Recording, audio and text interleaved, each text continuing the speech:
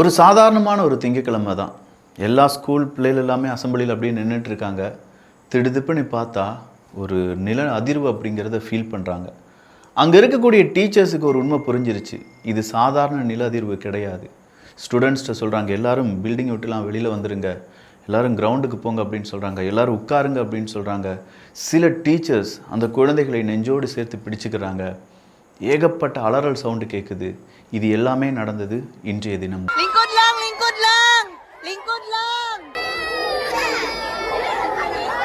பிலிப்பைன்ஸில் ரொம்ப கொடூரமான ஒரு நிலநடுக்கம் ஏற்பட்டதும் அந்த நிலநடுக்கம் காரணமாக அங்கே இருக்கக்கூடிய பில்டிங்ஸ் எல்லாம் அப்படியே சாரசாரியாக கீழே விழுந்த அந்த விஷுவல்ஸ் எல்லாமே நீங்கள் பார்த்துருப்பீங்க.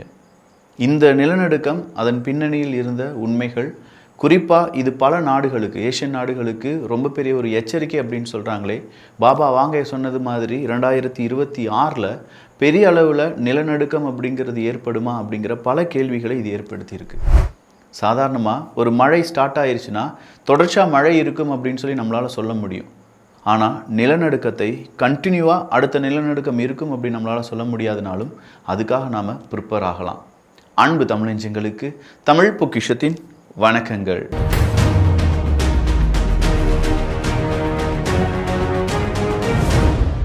ஸ்கூலில் ஓப்பன் ஆகிருக்கும். ஆல்ரெடி நம்ம ஒரு பசில் வாங்கினா இன்னொரு பசில் ஃப்ரீ அப்படின்னு சொல்லியிருந்தோம்ல, அதை ரீஸ்டாக் பண்ணியிருக்கோம். அது இல்லாமல் ஒரு பாஸ்வேர்டு லாக்டு பென்சில் பாக்ஸ் சொல்லியிருந்தோம்ல, அதையும் ரீஸ்டாக் பண்ணியிருக்கோம்.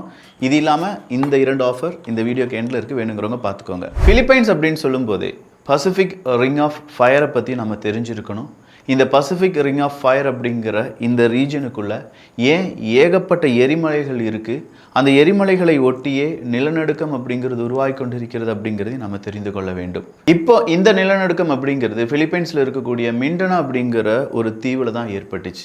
இந்த மிண்டனா அப்படிங்கிற தீவு தான் பிலிப்பைன்ஸில் ஒன் ஆஃப் த லார்ஜஸ்ட் தீவு அப்படின்னு சொல்லலாம். அங்கே தான் கூடுதலான மனிதர்கள், அதாவது 26 மில்லியன் 2,60,00,000 மனிதர்கள் வாழ்ந்து கொண்டிருக்கிறார்கள் என்பதும் குறிப்பிடத்தக்கது. ஸோ இவ்வளவு முக்கியமான ஒரு ஏரியாவில் தான் இந்த நிலநடுக்கம் ஏற்பட்டது அப்படின்னும், அந்த நிலநடுக்கம் காரணமாக இனிஷியலாக இந்த நிலநடுக்கத்துக்கு கிட்ட ஒரு 12 கிலோமீட்டர் தொலைவில் இருக்கக்கூடிய ஒரு இடத்தில் 17 நபர்கள் உயிரிழந்து விட்டார்கள். 10 கிலோமீட்டர் தொலைவில் ஒரு 10 நபர்கள் உயிரிழந்து விட்டார்கள். அப்படின்னா இந்த மிண்டனா அப்படிங்கிற பகுதியில் ஏகப்பட்ட பில்டிங்ஸ் கொலாப்ஸ் ஆச்சு. அங்கே எத்தனை உயிரிழப்புகள் இருக்குது அப்படிங்கிறத நம்மளால் துல்லியமாக சொல்ல முடியுமான்னு கேட்டால் இல்லை. ஏன்னா இப்போதும் அங்கே ரெஸ்கியூ அப்படிங்கிறதுலாம் நடந்துகிட்ருக்கு. நிறைய பேர் இடிபாடில் சிக்கியிருக்காங்க, நிறைய பேரை காணவில்லை அப்படிங்கிற ஒரு செய்தி எல்லாமே வெளியாகுது. ரிக்டர் அளவுகோலில் 7.8 அப்படின்னு சொல்லி இந்த பக்கமாக இருக்கக்கூடிய இந்தோனேஷியா இல்லாட்டி பிலிப்பைன்ஸ் பக்கமாக இருக்கக்கூடிய டேட்டா சொன்னால், அமெரிக்கா சொல்கிறாங்க இல்லை அது 8 சம்திங்காக இருக்க வாய்ப்புகள் இருக்குது அப்படின்னு சொல்லி. பட் வெறுமனே ஒரு நிலநடுக்கத்தை ரிக்டர் அளவுகோலில் மட்டும் நம்ம பார்க்கக்கூடாது. இந்த நிலநடுக்கம் எவ்வளவு டெப்த்தாக ஏற்பட்டிருக்கிறது அப்படிங்கிறதையும் நம்ம பார்க்கணும். பொதுவாக அமெரிக்கா சொல்லக்கூடிய டேட்டாவை தான் இங்கே எல்லாரும் எடுத்துக்கிடுவாங்க. அப்படிப்பட்ட அமெரிக்காவினுடைய யுஎஸ் ஜியாலஜிக்கல் சர்வே USGS அப்படிங்கிற அமைப்பு 63 கிலோமீட்டர் டெப்த்தில் தான் இந்த நிலநடுக்கம் ஏற்பட்டிருக்கும் அப்படின்னு சொல்கிறாங்க. ஸோ எந்த அளவுக்கு டெப்த்தாக இந்த நிலநடுக்கம் இருக்கிறதோ அந்த அளவுக்கு அதனுடைய அதிர்வுகள் பல இடங்களுக்கும் வர்றதுக்கான வாய்ப்புகள் இருக்குது. அதே நேரத்தில் பல பில்டிங்ஸ் இல்லாட்டி அதனால் ஏற்படக்கூடிய பாதிப்புகள் அப்படிங்கிறது ரொம்ப அதிகமாக இருக்கும். இப்போ 7.8 ரிக்டர் அளவுக்குள்ள ஒரு நிலநடுக்கம் வந்துருச்சு, 60 கிலோமீட்டர் டெப்த்துக்குள்ளே இருக்குது அப்படின்னு சொன்னால், அடுத்ததாக ஒரு 6 ரிக்டர் அளவுக்குள்ள இன்னொரு நிலநடுக்கம் வந்தது. ஸோ இப்போ இதனால் பாதிப்படைந்த நிறைய பேரை அவங்கவுங்க சேஃபான இடத்துக்கு கொண்டு போயிட்டுருக்காங்க. மறுபடியும் அவங்க வீட்டுக்கே வந்து அவங்களால தங்க முடியுமான்னு கேட்டால் கண்டிப்பாக முடியாதுன்னு சொல்கிறாங்க. ஏன்னா இப்போ வந்திருக்கக்கூடிய இந்த நிலநடுக்கம் ரொம்ப பவர்ஃபுல்லாக இருந்துச்சு. ஸோ இந்த எர்த்குவேக்கில் இருந்து ரொம்ப பெரிய அளவில் பாதிப்படைந்த வீடுகள் அடுத்ததாக சின்ன ஒரு எர்த்குவேக் வந்தாலும் விழக்கூடிய தன்மையுடையதாக மாறிவிடும். ஏன்னா அங்கே பில்டிங் கோட் அப்படிங்கிறதெல்லாம் பயன்படுத்தி இருந்தாலுமே சில பில்டிங்ஸ் அப்படிங்கிறதுல கீறல்கள் அப்படிங்கிறதும் அதனுடைய அந்த பேஸ்மெண்ட் அப்படிங்கிறது ரொம்ப பெரிய அளவில் ஆட்டம் கண்டு இருக்கும் அப்படின்னும் சொல்லப்படுது. ஸோ நாளடைவில் தான் இப்போ ஏற்பட்டிருக்கக்கூடிய இந்த நிலநடுக்கத்தினுடைய ஆஃப்டர் எஃபெக்ட்ஸ் என்ன அப்படிங்கிறத பிலிப்பைன்ஸ் அரசாங்கத்தால் சொல்ல முடியும். இதுக்கெல்லாம் காரணம் இந்த பசிபிக் ரிங் ஆஃப் ஃபயர் அப்படிங்கிற ஒரு ஏரியா தான். இந்த பசிபிக் ரிங் ஆஃப் ஃபயர் அப்படிங்கிறது கிட்டத்தட்ட 40,000 கிலோமீட்டர் 40,000 கிலோமீட்டர் குதிரை இருக்குது பார்த்தீங்களா, குதிரையினுடைய அந்த கால் பாதம் இருக்கும் பாருங்க, அந்த ஷேப்பில் இருக்கக்கூடிய பகுதிகள் தான் இந்த ரிங் ஆஃப் ஃபயர் அப்படிங்கிற இந்த ஏரியாவில் தான் கிட்டத்தட்ட 750லேருந்து 900 ஆக்டிவாக இருக்கக்கூடிய எரிமலைகள் அப்படிங்கிறது இருக்குது. உலகத்தில் ஏற்படக்கூடிய நிலநடுக்கத்தில் 90% நிலநடுக்கம் இந்த ரிங் ஆஃப் ஃபயர் ரீஜன்லேருந்து தான் வருது அப்படின்னு சொல்கிறாங்க. சரி, அப்படின்னா இந்த ரிங் ஆஃப் ஃபயர்னுடைய பவுண்டரி நம்ம எடுத்து பார்த்தோம்னா ஆசிய நாடுகளை பொறுத்த வரைக்கும் ஜப்பான், இந்தோனேஷியா, பிலிப்பைன்ஸ், ரஷ்யா இந்த பசிபிக் ரிங் ஆஃப் ஃபயரில் வந்துடுறாங்க. அடுத்ததாக நார்த் அமெரிக்காவை எடுத்து பார்த்தீங்கன்னா யுனைடெட் ஸ்டேட்ஸ், கனடா, மெக்சிகோவும் உள்ளே வந்துடுறாங்க.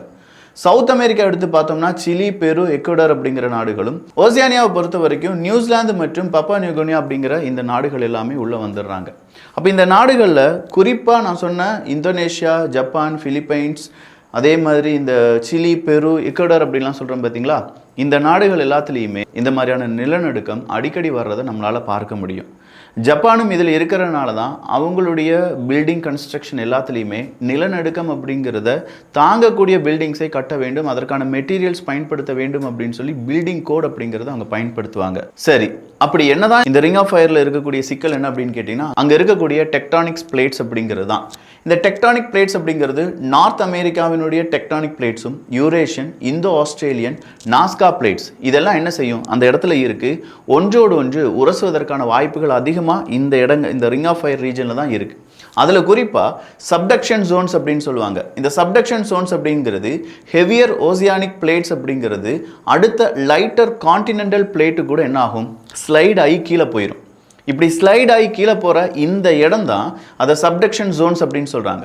இந்த சப்டக்ஷன் ஜோன் உருவாச்சுன்னா மேக்மா ஃபார்மேஷன் அப்படிங்கிறதா எரிமலை குழம்பு அப்படின்னு சொல்லும் பார்த்தீங்களா, அந்த மேக்மா ஃபார்மேஷன் அப்படிங்கிறது ரொம்ப அதிகமாகும். Subduction plate sink deeper, extreme heat and pressure release trapped water அப்படின்னு சொல்கிறாங்க. ஸோ எக்ஸ்ட்ரீம் ஹீட்டும் அதே நேரத்தில் அந்த ப்ரெஷரும் உருவாகும் போது தான் அங்கேருந்து என்ன ஆகும், அந்த எரிமலை குழம்புகள் அதாவது மேண்டில் அப்படிங்கிறது உருக ஆரம்பிக்கும். இந்த எர்த்தினுடைய லேயர்ஸ் நம்ம எடுத்து பார்த்தோம்னா அதில் மேண்டில் இருக்கும் தெரியுமா, அது உருக ஆரம்பிக்கும். அப்படி உருக ஆரம்பிக்கும் போது அங்கே என்ன ஆகும், ஆட்டோமேட்டிக்காக ஒரு புதிய ஒரு எரிமலை இல்லாட்டி ஆல்ரெடி இருக்கக்கூடிய எரிமலையிலிருந்து அந்த குழம்புகள் வெடிக்க ஆரம்பிக்க தொடங்கும். ஒரு ஃப்ராக்ஷன் ஆஃப் செகண்ட்ஸோ இல்லாட்டி சில நிமிடங்கள் மட்டுமே இருக்கக்கூடிய இந்த டெக்டானிக் பிளேட்ஸினுடைய அசைவுகள் தான் ஒட்டுமொத்தமாக நாம் பார்க்கக்கூடிய நிலநடுக்கம், அதனால் ஏற்படக்கூடிய சுனாமி அப்படின்னு சொல்கிறாங்க. இந்த சுனாமி எச்சரிக்கை அப்படிங்கிறது பிலிப்பைன்ஸில் நடந்த இந்த எர்த்குவேக்கு பிறகு விடப்பட்டிருந்தது. எல்லாருமே உயரத்தை பார்த்து ஓடுங்க, நீங்கள் யாரும் உங்களுடைய வீட்டு பொருட்களை எடுக்க வேண்டும் அப்படின்னு சொல்லி நினைக்காதீங்கன்னு சொல்லி அங்கேருந்து பிரசிடென்ட் சொல்கிறார். காரணம் இருக்குது, அங்கே இருக்கக்கூடிய பொருளை விட உங்களுடைய உயிர் தான் முக்கியம் அப்படின்னு சொல்கிறாங்க. இந்த சுனாமி அப்படிங்கிறது ஏதோ பிலிப்பைன்ஸ் நாடு அதை சுற்றி இருக்கக்கூடிய தீவுகளுக்கு மட்டும் கொடுக்கப்படவில்லை. ஜப்பான்லேருந்து சில நாடுகளுக்கும் இந்த சுனாமி அப்படிங்கிறது வரலாம். கிட்டத்தட்ட 1 மீட்டர் அளவுக்கான வேவ்ஸ் அப்படிங்கிறது வந்தது என்பதும் குறிப்பிடத்தக்கது. சரி, இதுதான் கடைசி நிலநடுக்கமா அப்படின்னு சொன்னால் அது இல்லை. இதுதான் ஃபர்ஸ்ட் நிலநடுக்கமா அப்படின்னு கேட்டால் அதுவும் கிடையாது. பட் இந்த முறை இந்த ஸ்ட்ராங்காக இந்த நிலநடுக்கம் வந்திருக்கிறதுனால 2026 தொடர்ச்சியாக இதே மாதிரியான இயற்கை பேரிடர்கள் இருக்க வாய்ப்புகள் இருக்குது அப்படின்னு சொல்லி நிறைய விஞ்ஞானிகள் சொல்கிறாங்க. இதுவரையிலும் ஃபாலோ பண்ண பேட்டர்ன் வச்சு பார்க்கும்போது பிலிப்பைன்ஸில் வந்திருக்கக்கூடிய இந்த எர்த்குவேக் அப்படிங்கிறது ஜஸ்ட் பிகினிங்காக தான் இருக்கும் 2026 அப்படிங்கிறது தான் இப்போ எல்லோருக்கும் இருக்கக்கூடிய பயம்.